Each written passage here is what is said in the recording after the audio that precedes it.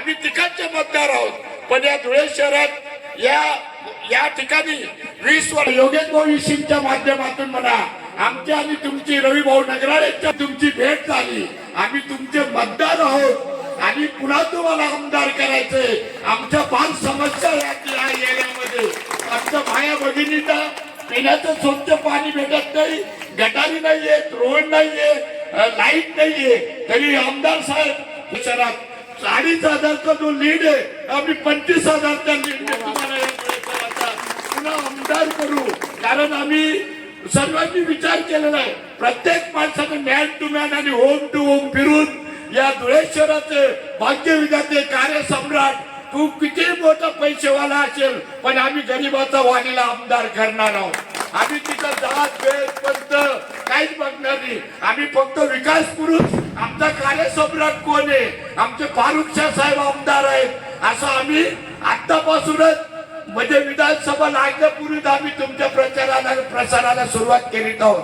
पण तरी आमच्या भागातल्या ज्या आमच्या माता भगिनींच्या बंधू भगिनींच्या काही समस्या असतील त्या समस्या दूर सर्व माता भगिनी आणि सर्व काय आदरणीय वायसे अण्णा पवार या 2-3 माता भगिनी या दादा इकडे सुनील भाऊ. हा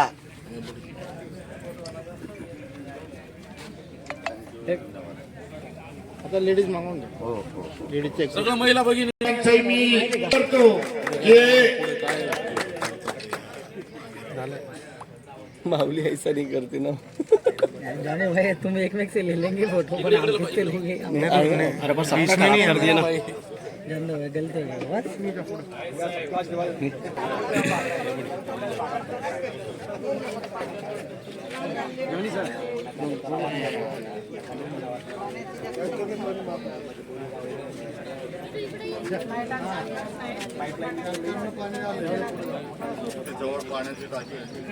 नाही बसा बसून आपण जबाबदारीवर काय सगळे इकडे बघा.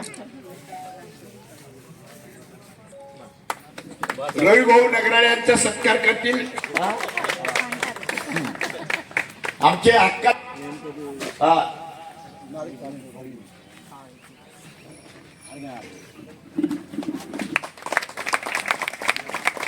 जिंदगी दी है तो जीने का हुनर भी देना, जिंदगी दी है तो जीने का हुनर भी देना, पाव बख्शे है तो तोहफे के सफर भी देना. मैं तो गूंगी थी कि गुफ्तगू सिखाई तूने, अब बोलूंगी तो बातों में असर भी देना. आज प्रभाग क्रमांक 6 साक्री रोड शिक्षक कॉलनीमध्ये रस्त्याच्या उद्घाटनाचे प्रमुख अतिथी आपल्या धुळे शहराचे लाडके आणि कर्तव्यदक्ष आमदार डॉक्टर फारुख शाह साहेब, नगरसेवक योगेश भाऊ इशी, या परिसरातील सन्माननीय सगळे ज्येष्ठ नागरिक आणि माझ्या माता भगिनींना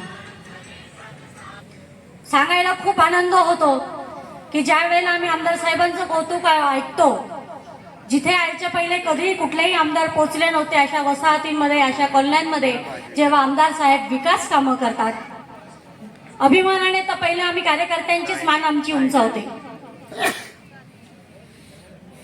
एक आमदार धुळे शहरासाठी आपण निवडून देतो ते आपल्या मूलभूत सुविधा पूर्ण करण्यासाठी, विकास कामांसाठी, आणि ह्याचा आपण ज्या ज्या अपेक्षा केलेल्या होत्या.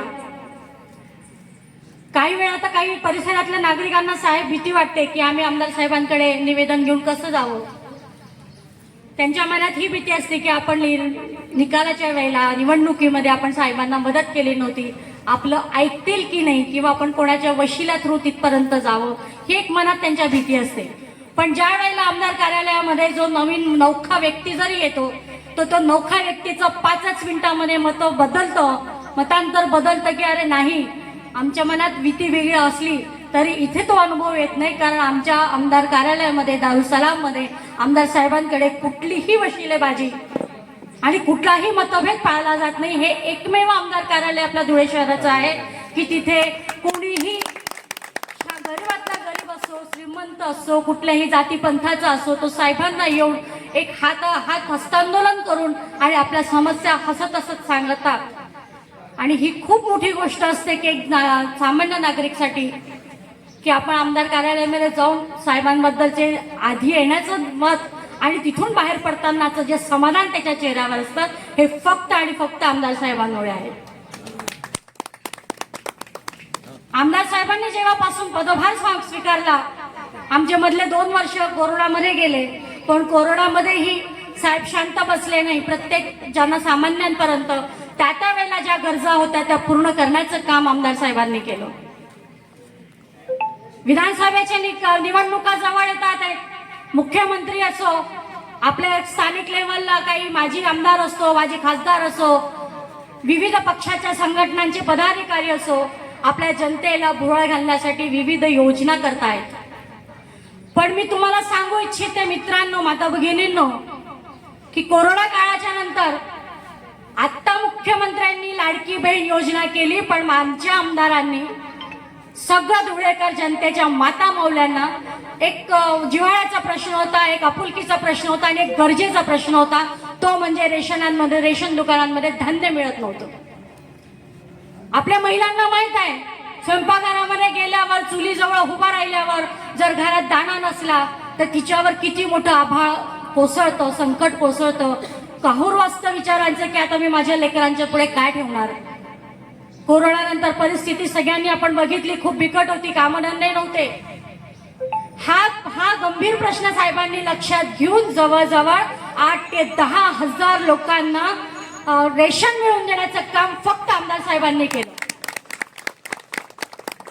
त्यावेळेला त्यांना आपली बहिणींची काय हाल होती हे बघण्याचं त्यावेळेला त्यांना बुद्धी मिळाली.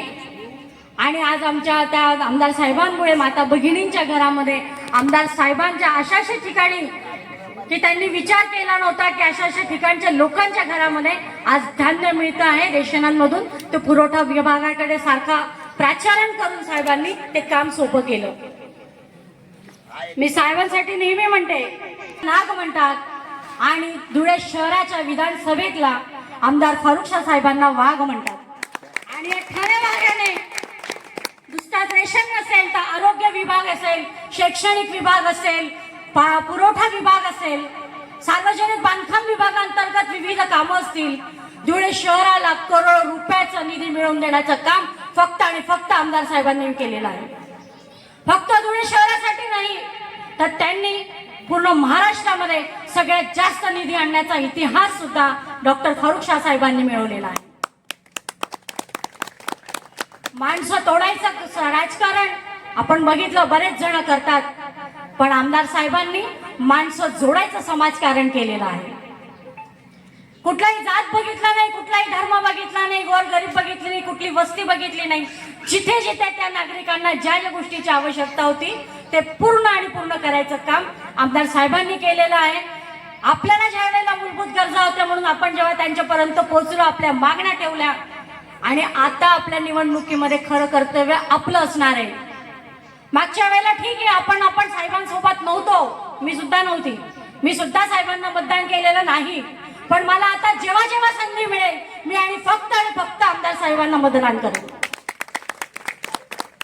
आणि विकास पुरुष काय असतो, खरं सम्राट काय असतो हे साहेबांनी त्यांच्या कामातनं सिद्ध करून दाखवलेलं आहे. आणि अशा फक्त नावाजलेल्या कार्यसम्राटाला नाही तर खऱ्याखुऱ्या कार्यसम्राटाला आपल्याला परत एकदा संधी द्यायची आहे आणि त्या संधीचं सोनं आपल्याला नक्कीच करायचं आहे.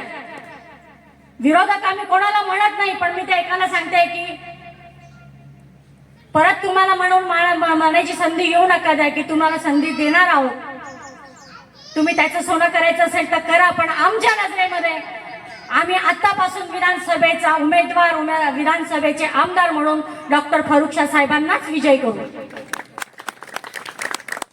जाता जाता एवढंच सांगू इच्छिते की मैंने 9 आंखों से एक ख्वाब देखा है, कि मैंने 9 आंखों से एक ख्वाब देखा है, आमदार फारुखशाह साहब को फिर एक बार विजय होते देखा है. धन्यवाद.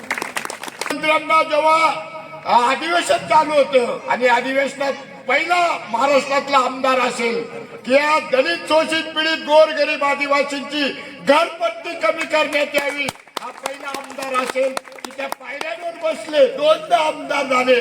आणि या धुळे शहरात डॉक्टर बाबासाहेब आंबेडकरांच्या पुतळ्याला जे विरोध वाईन होतं ते वाईन शॉप हटवण्याचं काम दारूबंदी मंत्र्यांची एक मिटिंग लावली आणि ते दारूचं दुकान हटवणारे पहिले, नाही तर दारू गांजा भंग यांचे तर भरपूर कार्यकर्ते एका आमदाराजवळ होते आणि ते आमदार त्यांना धुळे शहरात जर गुंडगिरी 2 नंबरचे धंदे जर बंद केले असेल तर डॉक्टर फारुख शाह सरांनी केले. तर मला 55 वर्ष झाले धुळे शहरात, 34 वर्ष सार्वजनिक कार्यात सुरू झालेले आहेत. मी पहिला आमदार बघतोय की गोरगरिबांच्या समस्या एक हॉस्पिटल त्यांच्या आईच्या वडिलांच्या नावाने त्यांनी सुरू केलं की जो गरीबाला उपचार भेटत नाही, सिव्हिल हॉस्पिटलमध्ये जे ऑक्सिजन आणलेले ते डॉक्टर फारुख शाह साहेबांनी आणलेले. कुठला रोड नसेल, कुठला कोणी बघितलं नसेल या माणसाने, पण साहेबांना माहिती आहे हा माझा मतदार आहे, हा माझा मतदार बदलणार नाही, मला पुन्हा आमदार करेल. म्हणून साहेब त्यांच्या प्रत्येक समस्यांना उत्तर देण्याचं काम आमच्या आमदार साहेबांनी कुठली पत्रकबाजी केली नाही, काहीच केली नाही. या सर्व कार्यकर्त्यांच्या जोर आमचे आमदार आहेत. मी योगेश भोईशी आपलं मनोगत व्यक्त. शिक्षक कॉलनी, अनमोल कॉलनी, बुद्धभूषण कॉलनी या ठिकाणी या रस्त्याचं भूमिपूजन करण्यासाठी या धुळे शहराचे कार्यसम्राट आमदार आमचे बंधू डॉक्टर फारुख शाह साहेब, तसेच विचार मंचावर विराजमान सर्व मान्यवर यांच्या जिथे गेल्या 35 ते 40 वर्षापासून, म्हणजे आज आम्ही बालपणापासून तर तरुणावस्थेपर्यंत ज्यावेळेस पोहोचलो त्यापर्यंत आम्ही आज म्हणजे विकास काम हे साहेब पाहिलेलं नव्हतं. आम्ही आमच्या घरापासून ज्यावेळेस आम्ही लहान होतो त्यावेळेस ते सळई खूपसत इथपर्यंत खेळत यायचो. आजची परिस्थिती आणि त्यावेळेसची परिस्थिती जर पाहिली, आपण कंपॅरिझन जर केली तर आज आहे तशीच आहे. पण साहेब आज या परिसराचं भाग्य आपण बदलण्याचं काम आपण जे केलेलं आहे हे स्तुत्य नाही तर म्हणजे अनोखं काम असं आपण हाती घेतलेलं आहे आणि ते तुम्ही करून दाखवलं. त्यामुळे जनता या जनतेच्या चेहऱ्यावर, या नागरिकांच्या चेहऱ्यावर निश्चितच समाधान व्यक्त होताना दिसत आहे साहेब. अतिशय गेल्या 30 ते 35 वर्षापासून येथे म्हणजे कर भरून, महानगरपालिकेमध्ये कर भरून जे सुविधा मिळत नव्हती ती सुविधा आपण यांना मिळवून दिली. यात निश्चितच साहेब हे ऋण आपण हे व्यक्ती आणि हे नागरिक आपल्याला मताच्या माध्यमातून फेडल्याशिवाय राहणार नाही. यात माझ्या मनामध्ये तीळ मात्र शंका नाही. साहेब मी अनेक या गेल्या 20 वर्षापासून मी पण राजकीय क्षेत्रामध्ये, सामाजिक क्षेत्रामध्ये काम करत आहे. पण अनेक ठिकाणी मी बघितले की लोकप्रतिनिधी या शहराच्या आजूबाजू लगत आपला मतदारसंघ नाही त्या ठिकाणी ढुंकूनही बघत नाही. पण आज पहिले आपल्या शहराचे असे आमदार आहात, लोकप्रतिनिधी आहात की पहिल्यांदा आपला फक्त नागरिकांचा विकासाचा विचार करून, फक्त मतांचा विचार न करता आपण या क्षेत्रामध्ये पोहोचलात. त्यामुळे आपले आभार आणि धन्यवाद किती मानावे हे मी या जनतेच्या मनातून मी आपल्याला सांगू इच्छितो साहेब. अतिशय खेदजनक बाब आहे, यांनी लोकप्रतिनिधींनी फक्त आणि फक्त मतांचा वापर करून फक्त यांना आश्वासने दिले. पण प्रत्यक्ष आज आपल्याला या नागरिकांनी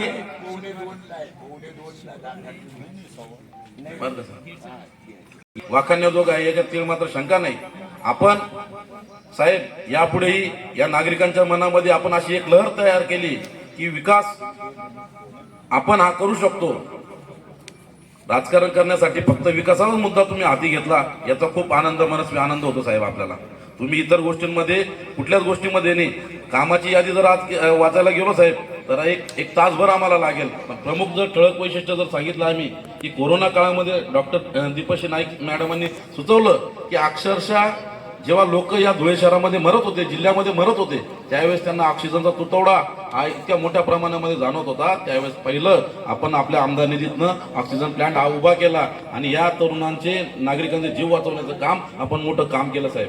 त्याच्यामुळे या चांगल्या गुड ब्लेसिंग आपल्याला मिळाल्याशिवाय, आशीर्वाद मिळाल्याशिवाय राहणार नाही साहेब. यामध्ये आपण या जी विद्यार्थ्यांचा जीव जात होता त्या ठिकाणी तुम्ही या धुळे शहरामध्ये, या धुळे जिल्ह्यामध्ये कमलाबाई जवळ तुम्ही निश्चित पादचारी उड्डाण पूल आपण केला साहेब.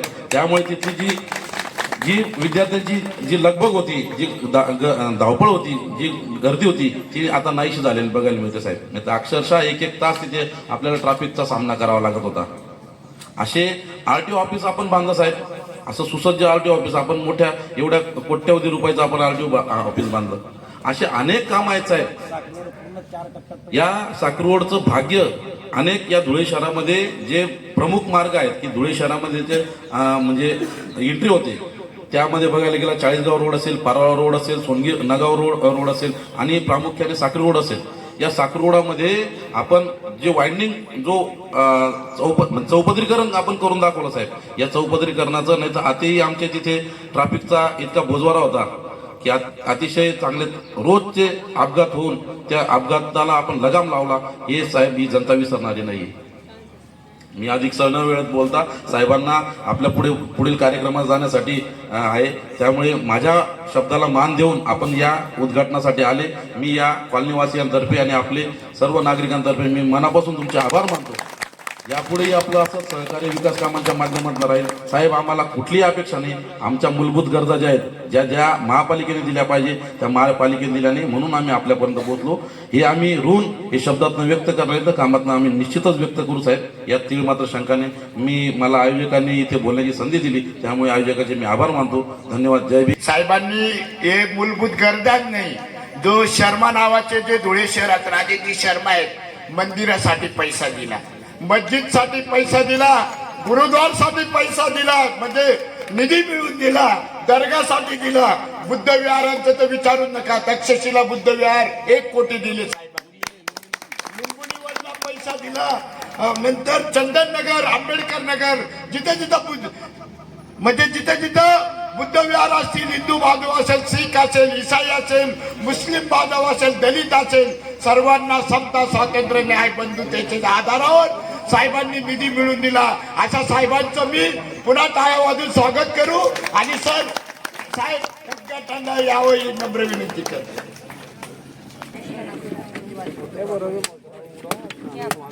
फारुख शाह साहब आमदार तुम आगे बढ़ो. हम तुम्हारे साथ हैं.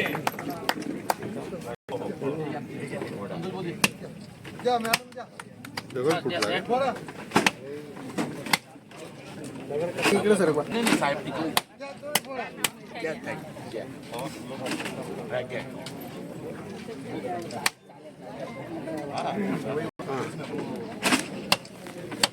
सुनील भाऊ इकडे बघा. कधी तरी फोटो मध्ये येत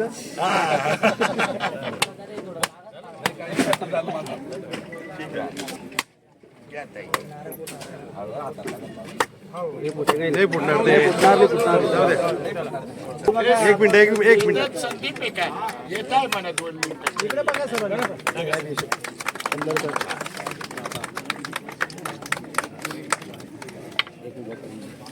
या आमदार प्रभाग क्रमांक 6 येथे अनमोल नगर शिक्षक कॉलनी या परिसरात रस्ता काँक्रिटीकरणाच्या कामाचा शुभारंभ माझ्या हस्ते करण्यात आलेला आहे.